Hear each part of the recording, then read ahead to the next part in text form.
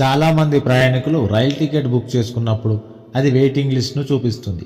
టికెట్లు కన్ఫర్మ్ అవుతాయో లేదో అని ప్రయాణికులు ఆందోళన చెందుతారు.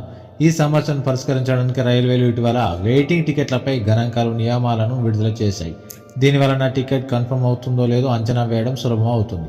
ఏ తరగతిలోని మొత్తం సీట్లలో వెయిటింగ్ టికెట్లు 20%కి మించరాదని రైల్వేలు స్పష్టం చేశాయి. ఒక కోచ్లో 100 సీట్లు ఉంటే వెయిటింగ్ లిస్టు 20 సీట్లకు మాత్రమే పరిమితం అవుతుంది.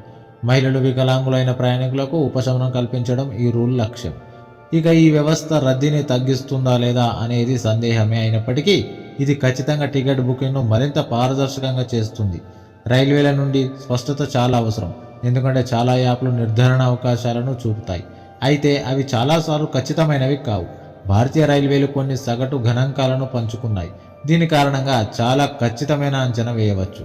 సగటున దాదాపు 21% మంది ప్రయాణికులు టికెట్లు బుక్ చేసుకొని ఆపై రద్దు చేసుకోవడాన్ని ఎంచుకుంటారు. టికెట్లు బుక్ చేసుకున్నప్పటికీ దాదాపు 4 నుండి 5% మంది రైలు ఎక్కరు.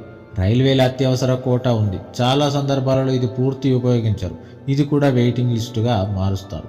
అదనంగా మొత్తం సీట్లలో 20% ఖాళీగా మారే అవకాశం ఉంది. వెయిటింగ్ లిస్టుల కోటాను చేరుకుంటుంది. ఇక ఉదాహరణకు ఒక స్లీపర్ కోచ్లో మొత్తం 72 సీట్లు ఉంటాయి. రైల్వేలు ఇచ్చిన ఫార్ములా ప్రకారం రద్దులు, అత్యవసర కోటాల కారణంగా దాదాపు 20% సీట్లు ఖాళీగా మారవచ్చు. అంటే దాదాపు 18 సీట్లు. అంటే స్లీపర్ కోచ్లో దాదాపు 18 వెయిటింగ్ లిస్టులు కన్ఫర్మ్ అయ్యే అవకాశం ఎక్కువగా ఉంటుంది.